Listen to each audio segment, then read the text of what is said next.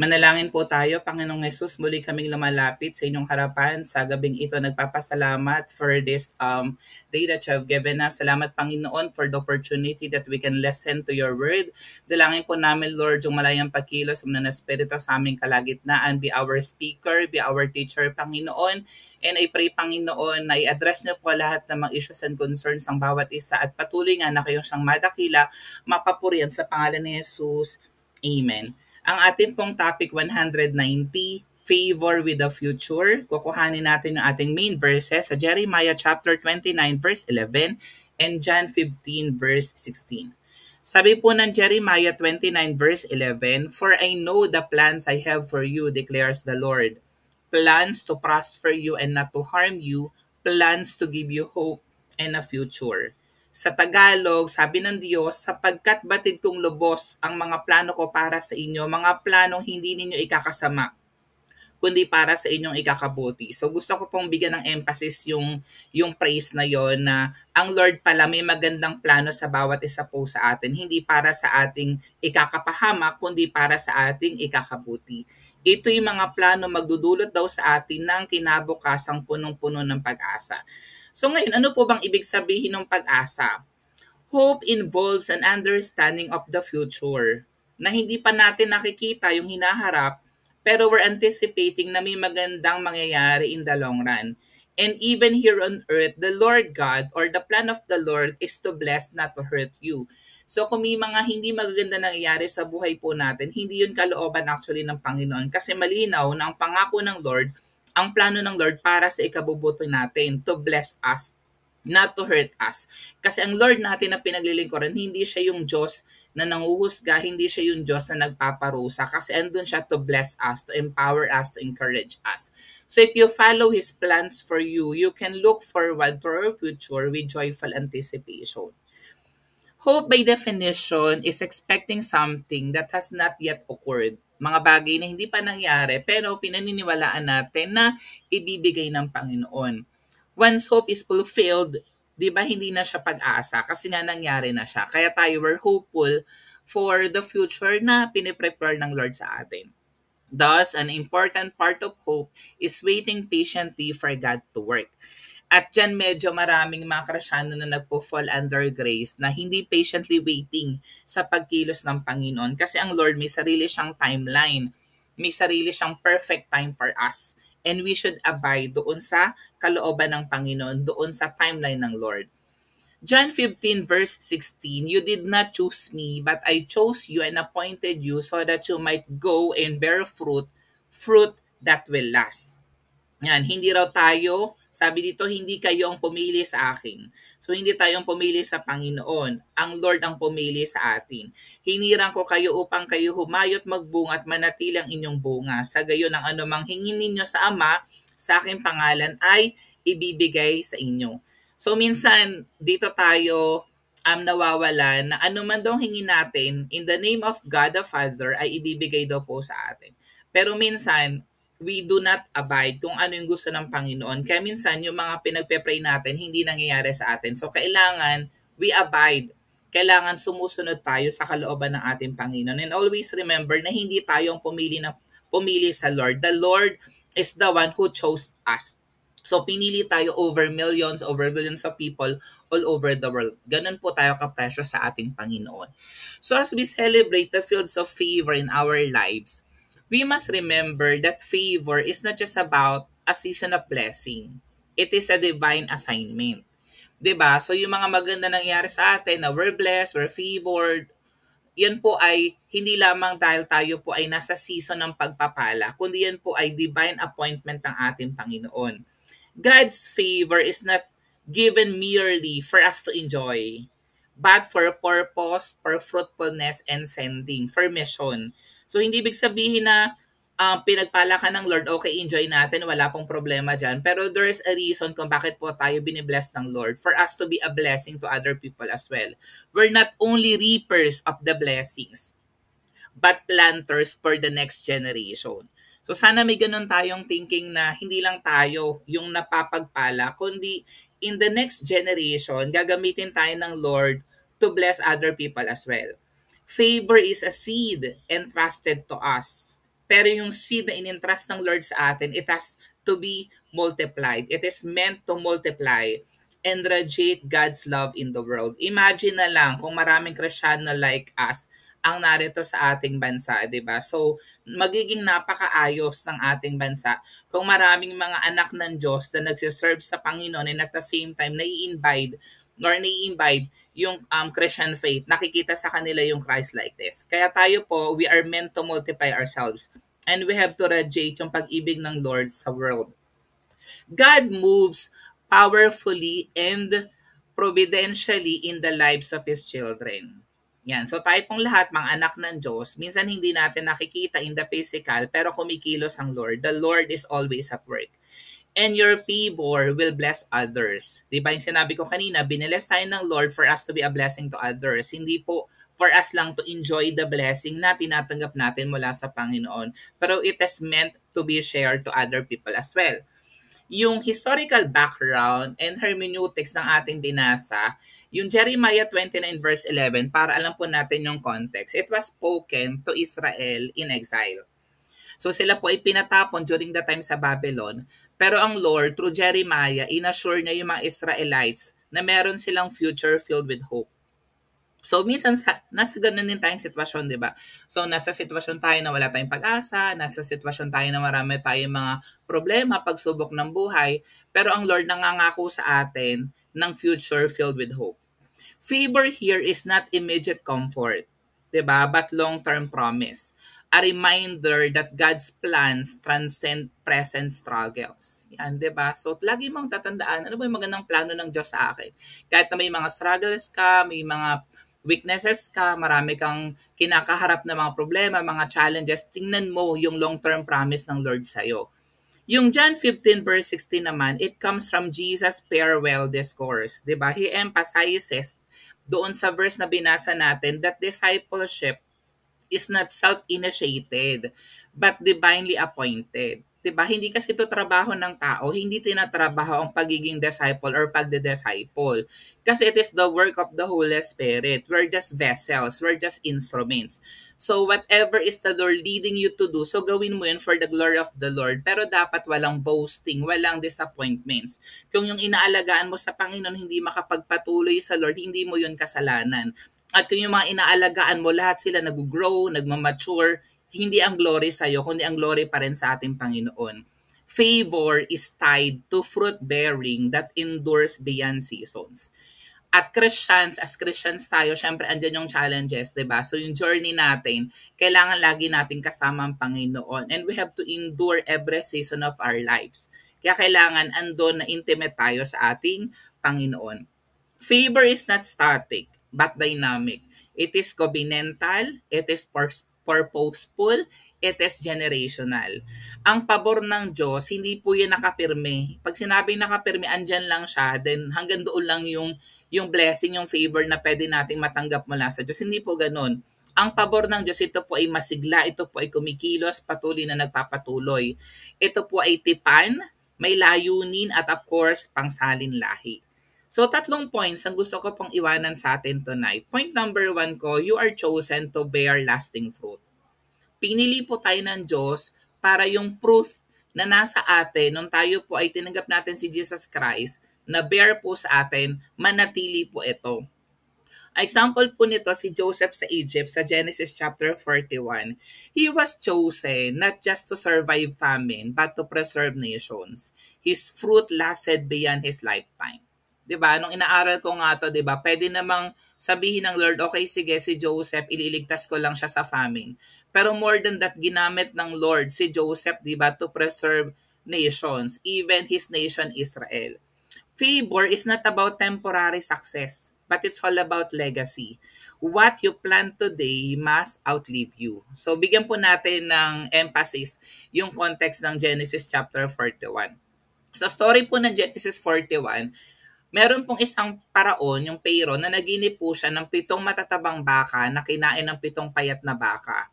And then, after days uli, muli na naman siyang nanaginip ng 7 uhay naman na matataba na kinain ng 7 payat na tuyot na uhay. So, nabagabag siya at walang salamangkero, walang matatalinong tao during that time na kayang ipaliwanag kung ano yung napanaginipan ng Pharaoh.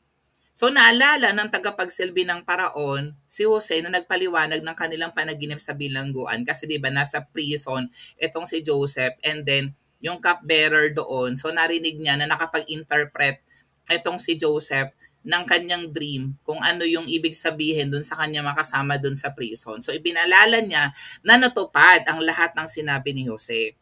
So ang ginawa, ipinatawag si Jose mula sa bilangguan, nagbihis at tumarap sa Pero. Sinabi ni Jose, hindi ako. Tiyan mo, ang ganda ng heart dito ni Joseph, kundi ang Diyos ang magbibigay ng kahulugan. So meron siyang gift of dreams, pero ino-honor niya yung gratification sa ating Panginoon. Pinaliwanag niya na ang dalawang panaginip ay isang kahulugan. Magkakaroon daw ng 7 taon ng kasaganaan sa buong Egypt, and then magkakaroon ng 7 taon ng matinding tagutom na susunod kaya't malilimutan ang kasaganaan. So magkakaroon ng Great Famine. Pero before the Great Famine, meron munang kasaganaan na mangyayari. So this is a representation ng humarap etong si Joseph dun sa Pero and then he interpreted kung ano po yung napanaginipan ng Pero. So dalawang ulit ang panaginip bilang tanda na tiyak at malapit ng isa sa katuparan ito ng Diyos.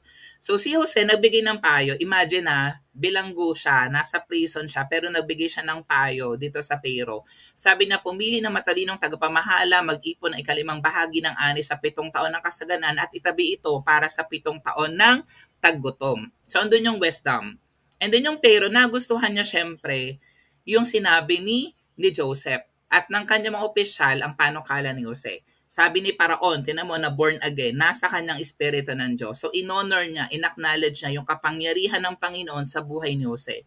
Dahil doon, from prison, ginawa siyang gobernador ng buong Egypt. Naging prime minister, second in command sa Pharaoh. Imagine, di ba, from prison, naging second in command siya sa Pharaoh. Binigyan siya ng singsing, damit na lino, gintong kwintas at karangalan.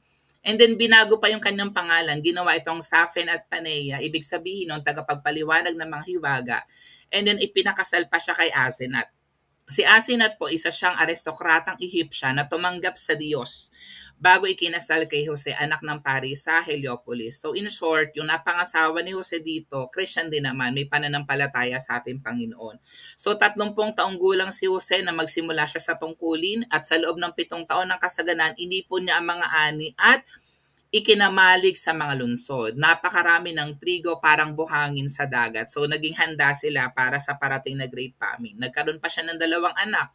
Si Manases na ibig sabihin, nakalimot ako sa hirap ng aking ama. Kasi nga 'di ba, si Joseph kasi nung bata po siya, favorite siya ng kanyang ama.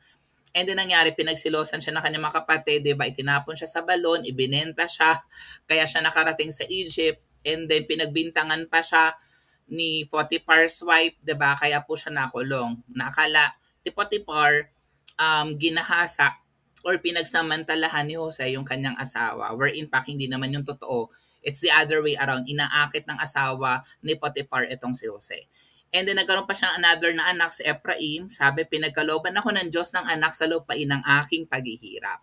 Yan.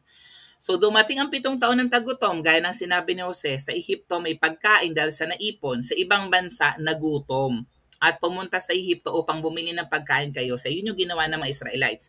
Kaya kung tutuloy mo yung Genesis 41 onwards, pag binasa mo yung story ni Joseph, nagkaroon sila ng reconciliation ng kanyang mga kapatid. Kasi they have to go to Egypt. Kasi nga wala na makain yung mga Israelites para sila po ay mabuhay. Jose ang naging sentro ng pamamahala at tagapagligtas sa panahon ng krisis.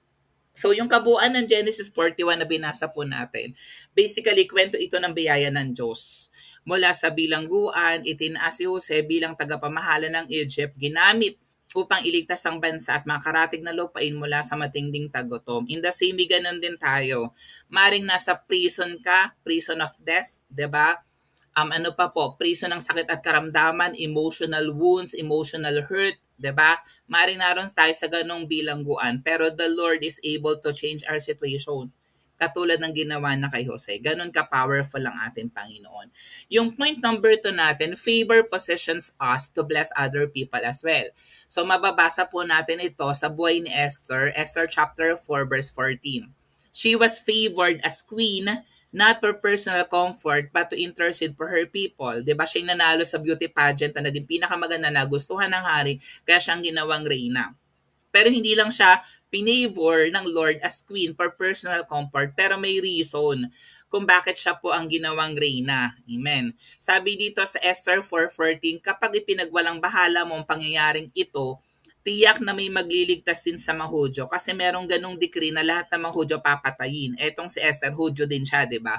Ngunit malilipol ka ang iyong angkan. Anong malay mo? Baka nga napunta ka riyan para maging kasangkapan sa ganitong pagkakataon. At nanampalataya naman dito sa Esther, ginawa niya yung part niya at naligtas yung kanyang lahi. In the same way, ganun din. So tayo, ako naniniwala na hindi nagkamali ang Lord na ilagay tayo sa isang sitwasyon. Kasi nilalagay tayo sa sitwasyon na yan para maging kasangkapan tayo sa ganyang pagkakataon. Nagamitin tayo ng Lord to win other people, to lead them to God. So favor is all about stewardship. God positions us in places of influence so that others may experience His goodness through us. Diba? That's wonderful na ikaw ay ginawang conduit ng Lord, an extension, alulod ng pagpapala ng Lord for other people to be led to God. So nilalagay tayo ng Lord to that position na meron tayong influence. Ito man ay sa klase natin, ito man po ay sa ating trabaho, sa ating pamilya, para matikman din nila, ma-experience nila yung kabutihan ng ating Panginoon. May mga tao na tayo lang ang pinaka-epektibong makakaabot, kaya dapat din nating dibdibin ang soul winning. We must put soul winning back to our topmost agenda kung ito man ay nawalay sa ating araw-araw na panalangin at gawain. Ang last point ko po, so again, what you receive, released. Kasing iba, kapag nag-ani na sila, tinatago na nila yon. So dapat, kung ano yung nare-receive mo, i-release mo yan. Katulad ng ginawa nung bata, 'di ba? The boy with 5 loaves and 2 fish sa John chapter 6 verse 9 to 13. He released what he had and it multiplied to feed thousands, 'di ba? Mayroon po ritong isang batang lalaki na may dalang 5 tinapay na sibad at 2 isda. So balit sasapat kaya ang mga ito? Paupuin ninyo ang mga tao, sabi ni Jesus, madamo sa lugar na iyon. Umupo nga ang mga tao sa kanila, may humigit kumulang sa 5,000 ang mga lalaki. So ang binilang lang, 5,000 na mga lalaki. Siyempre may mga asawa pa yan, may mga anak. So technically mga around 10 to 15,000 yung people during that time. Kinuha ni Jesus ang tinapay at matapos magpasalamat sa Diyos ay ipinamahagi iyon sa mga taong nakaupo. Gayon din ang ginawa niya sa mga isda, nakakain ng lahat at nabusog. Nang makakain na ang mga tao, sinabi ni Jesus sa mga alagad, ipunin ninyo ang lumabis ng hindi masayang. Ganon nga ang ginawa nila at nakapuno sila ng 12 kaing mula sa 5 tinapay na sibada. Pero dito makikita natin, ako naniniwala na sa daming tao doon na 5,000 people, hindi lang yung batang ito yung may dalang tinapay at isda. So malamang meron din yung iba pero hindi nila inoffer kung anong meron sila. Pero this boy, he released what he had. Kahit na sabihin natin 5 tinapay lang yan, 2 isa, ibinigay niya yon. At yun yung ginamit ng Lord, di ba? To multiply and feed thousands. Imagine, napakain yung more than 5,000, 10 to 15,000 people of God. Nakakain sila from 5 loaves and 2 fish. So in the same way, ganun din. Favor multiplies when it is sown again. Kung anong tinanggap mo, ayan, isaw uli natin. What you receive is not meant to be hoarded. Tatago mo lang or para sa'yo lang, but it is released for greater impact. So kung ano man yung blessing na tinanggap mo, ito man ay time, talent, treasure, di ba? So wag po natin siyang i-hoard. Hayaan po natin, i-release po natin ito for a greater impact. Ayan. Ang conclusion po natin, favor is not the end. Di ba? It is the beginning of a greater mission. Hindi ka lang basta binilis ng Lord and that's it. Para sa'yo, for your personal comfort, for your personal enjoyment. Yun po ay simula ng greater mission. To love God, to love others, to win souls, to disciple, to share the gospel to the lost. Diba? God's favor assures us of a future, appoints us to bear fruit, and sends us to bless others. When we understand favor as purpose-driven, we move from celebration to commissioning. Sana hindi lang tayo puro, celebrate, binibless ako ng Lord, nasa akin ang lahat ng pagpapala, pero dapat andun tayo sa commissioning. Ano ba yung mission? Ano ba yung deep level ng purpose kung bakit ka pinagpapala ng Panginoon? Reflect, where has the Lord God shown favor in your life? Sang banda ng buhay mo, aspeto ng buhay mo na talagang daman-dama mo yung pabor ng Diyos. Gawin mo, i-redirect mo yan. How can that favor bless others? 'Di ba? Kung talented ka, paano mabibless yung ibang tao sa talento mo? Kung mayaman ka, paano mabibless yung iba sa kayamanan mo?